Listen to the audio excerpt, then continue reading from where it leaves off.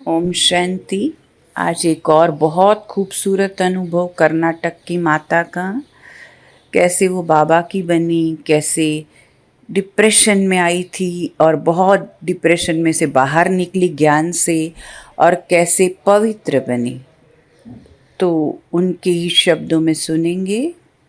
मैं जयश्री फ्रॉम कर्नाटका अपना अनुभव आप लोगों को सुनाना चाहती हूँ। कैसे बाबा मेरी ज़िंदगी में आए, मेरी ज़िंदगी परिवर्तन हुई और कैसे मैं पवित्र बनी, ये आप लोगों से शेयर करना चाहती हूँ। मेरे माता पिता को 2 बेटे और 2 बेटियाँ, उसमें से दूसरी बेटी रही मैं।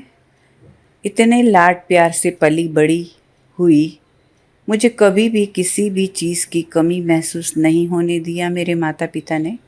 मैं बहुत खुश थी। पढ़ाई पूरी की, बीएससी बीएड किया, प्रेम विवाह किया, लेकिन सबकी मंजूरी से किया। मेरा पति बहुत ही अच्छा इंसान है, बहुत ही अच्छे स्वभाव वाला है। फिर मेरे यहाँ पहला बच्चा हुआ, लेकिन वो खुशी ज़्यादा टिक नहीं पाई। बच्चा पैदा होने के 1 घंटे बाद ही उसने शरीर छोड़ दिया। ये पहला सदमा था जिससे उभर पाना बहुत बहुत मुश्किल था। मैं डिप्रेशन में चली गई। अब मुझे बिना किसी कारण बहुत डर लगता था, बहुत डरती थी मैं बहुत रोती थी, दरवाज़ा बंद कर कर के इतना रोती थी कि बात मत पूछो। बस पूरा दिन सब कुछ बिछड़ने का डर। मन में ये सोचाती थी सुसाइड ही कर लूँ, बस ज़िंदगी को पूरी ही कर दूँ। अब जैसे मेरी ज़िंदगी में कुछ रहा ही ना हो। जरा सी फ़ोन की बेल बजे और एकदम डरना शुरू, घबराहट घबराहट घबराहट। अरे क्या हो गया, कुछ हुआ तो नहीं, कुछ बुरी ही खबर होगी। तो फ़ोन आया तो धड़कन फास्ट फास्ट हो गई, जैसे मैंने नर्क देखना शुरू कर दिया हो। आत्मा को बहुत कमज़ोर पाया। पूरा दिन छाती में ऐसे घबराहट जैसे कोई मर गया हो। सोचती थी सब कितने खुश हैं, देखो कितना जीवन एंजॉय कर रहे हैं, और मुझे ही ऐसा क्यों। बहुत डर लग रहा था, बहुत घबराहट होती रहती थी, सब कुछ छीनने का डर रहता था। 1 सेकंड भी मन को चैन नहीं था। क्या करूँ, कहाँ जाऊँ, बहुत परेशानी हो रही थी, बहुत दुख हो रहा था, बहुत पेन अंदर से, जैसे ज़िंदगी ख़त्म हो गई या ख़त्म कर दूँ। 1 साल के बाद दूसरा बच्चा पैदा हुआ, वो ठीक था, लेकिन डर तो अंदर रहा। कैसे भी करके 7 महीना निकाला, डर से डर से डर से, कहीं ये बच्चा छीन न जाए, मेरे से सब कुछ चला न जाए। घबराहट घबराहट घबराहट, बस पूरा दिन घबराहट। फिर साइकेट्रिस्ट को दिखाया, एक हॉस्पिटल से दूसरे हॉस्पिटल ट्रीटमेंट कराया।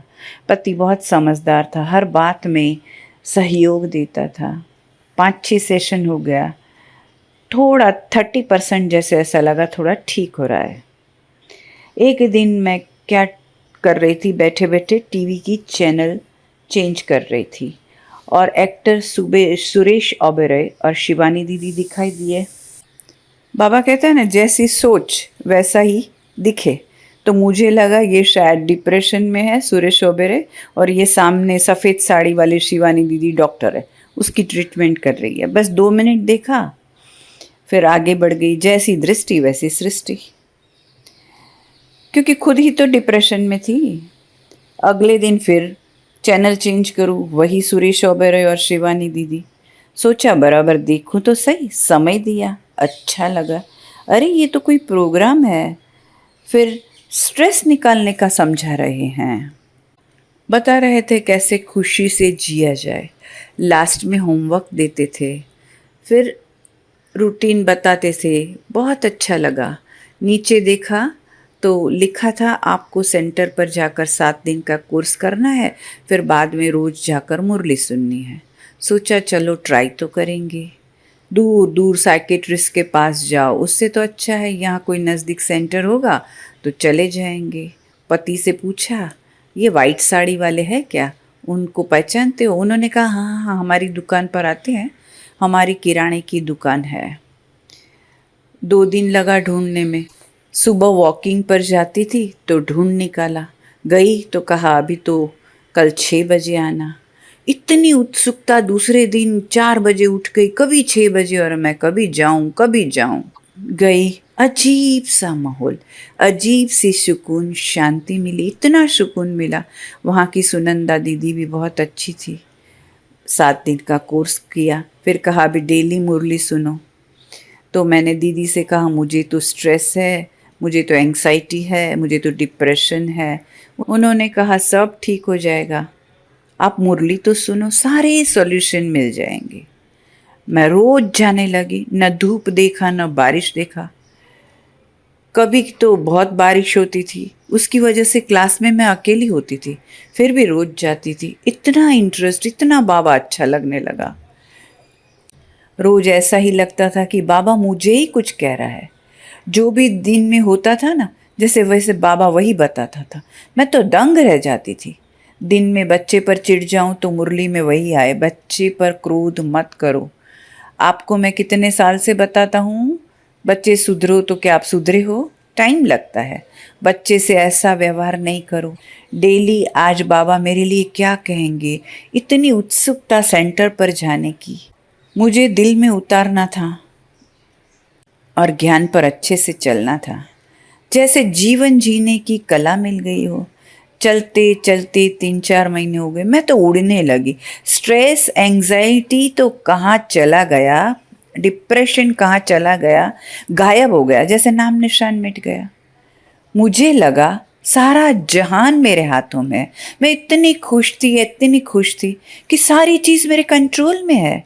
अभी तो ज़िंदगी वाह वाह, इतनी खुशी अंदर में, बहुत अच्छे से चल रही थी। 1.5 साल ऐसे ही चला।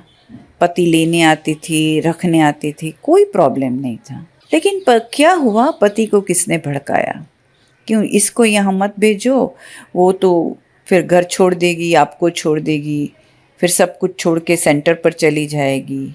और मुझे तो खुशी का इतना नशा, इतना नशा, कहे बीके बन जाएगी। तो उन्होंने बंधन डाल दिया, अभी नहीं जाना है।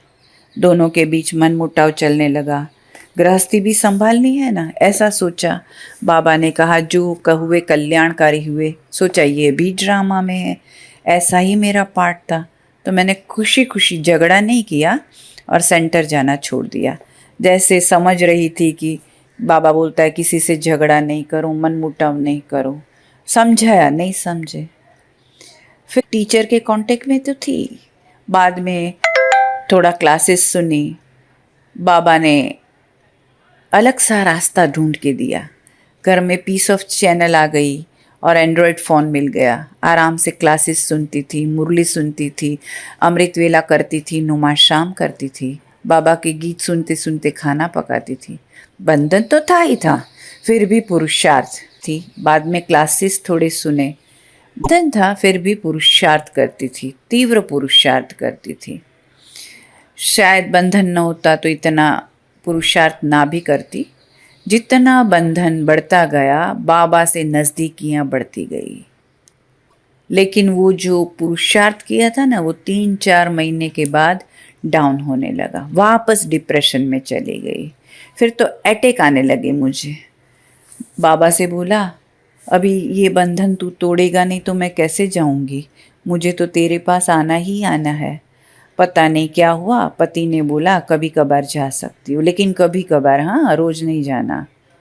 लेकिन फिर क्या हुआ, वापस बंद करवा दिया। अभी भी मैं बंधन में हूँ, मोबाइल से ही मुरली सुनती हूँ।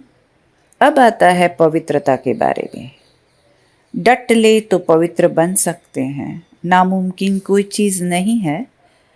लेकिन ऐसे कोई दूसरी माताएं हम बोलते हैं, समझना नहीं है, हर एक का ड्रामा में पार्ट है। 2019 जनवरी में दूसरे बच्चे के बाद मैं मैके गई। वहाँ 4.5 महीने तक रही। खूब पुरुषार्थ करती थी। मैं में कुछ काम तो था नहीं, बस क्लासेस सुनना, मुरली सुनना, अमृत वेले योग करना, नुमा शाम करना, बाबा को बहुत याद करते रहना।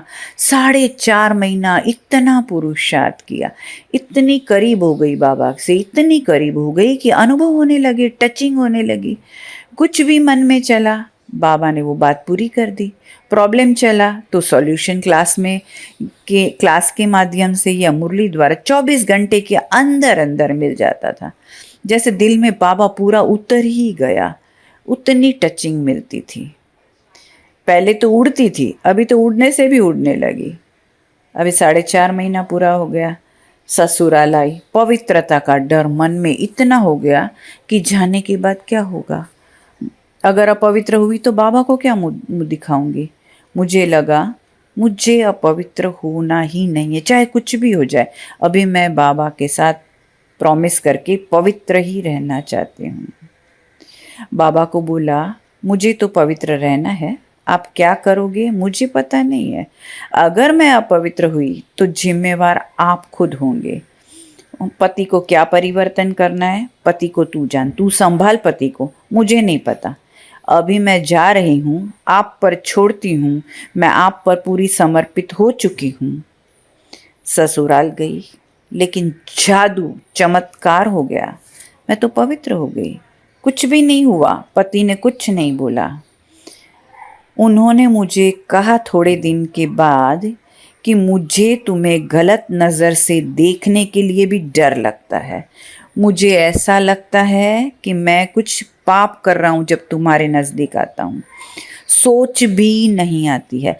तुझे देखकर मुझे वाइट साड़ी दिखाई देती है और मुझे बहुत डर लगता है तुम्हारे नज़दीक आने से। ऐसे नहीं झगड़े से या नहीं, प्यार से। वाह बाबा वाह, हमने मन में सोचा, तूने कर दिखाया, तूने कर दिखाया बाबा, तूने कर दिखाया। सच में जो तुझे बोला था तूने चुटकी में कर बताया, पवित्र बना दिया आपने मुझे। वाह बाबा वाह, मुझे जीता दिया बाबा, तूने मुझे जीता दिया। शुक्रिया मेरी ज़िंदगी में आने के लिए। और मेरी गृहस्थी इतनी स्मूथ हो गई है अभी कि समझ में नहीं आता है ये जादू कैसे हो गया। पति के साथ रिश्ता बहुत खूबसूरत है। संकल्प में, व्यवहार में, दोनों में प्योरिटी इतनी है, जीवन बंधन मुक्त हो गया। बहुत खुश हूँ, घर में भी सबके साथ बहुत प्यार से रहती हूँ। घर जैसे स्वर्ग बन गया है। मेरा 5 साल का बच्चा बाबा का बेटा बन गया है, तो उसको भी सब कुछ सिखाती हूँ। उसको इंटरेस्ट है, बाहर भी जाएगा तो बाबा को बोल के जाएगा, स्कूल जाएगा तो भी बाबा को बोल के जाएगा। और मुझे भी याद दिलाता है कि बाबा को याद किया खाने के वक्त, मम्मी बाबा को याद किया। बाबा का वो सच्चा बच्चा बन गया है। मेरी ज़िंदगी खुशियों से भर गई है। मैं अभी एक ही चीज़ चाहती हूँ कि मुझे मुरली सेंटर पर जाकर सुनने को मिले। इसी रास्ते पर मेरे सब घर वालों, मैं जॉइंट फैमिली में रहती हूँ, सब घर वाले भी चले। रोज़ मैं सेंटर पर जाऊँ, मेरे चाल चलन रहन सहन से पूरे घर को बदल दूँ, दैवी गुण धारण करूँ, बाबा को प्रत्यक्ष करूँ और हर एक फैमिली मेंबर को लेकर सेंटर पर आऊँ। मैं और मेरे पति एक ही कमरे में रहते हैं। संकल्प मात्र भी अपवित्रता नहीं है। बस बाबा को अपना जीवन सौंप दो, बाबा सब कुछ संभाल लेता है। स्नेह भरा रिश्ता पति के साथ, घर वालों के साथ, इतना मीठा रिश्ता बन गया है। कोई गुस्सा नहीं, कोई प्रॉब्लम नहीं, कोई टेंशन नहीं। अभी तो हमारा पति भी गीता पढ़ने लगा है रात को। मुझे लगता है वो भी बहुत जल्दी बाबा के पास आ जाएंगे। तो ऐसा है ये माता का अनुभव। ये अनुभव सुनाते हैं तो सब क्या है, उड़ेंगे ना, खुशी आएगी। अच्छा, ओम शांति।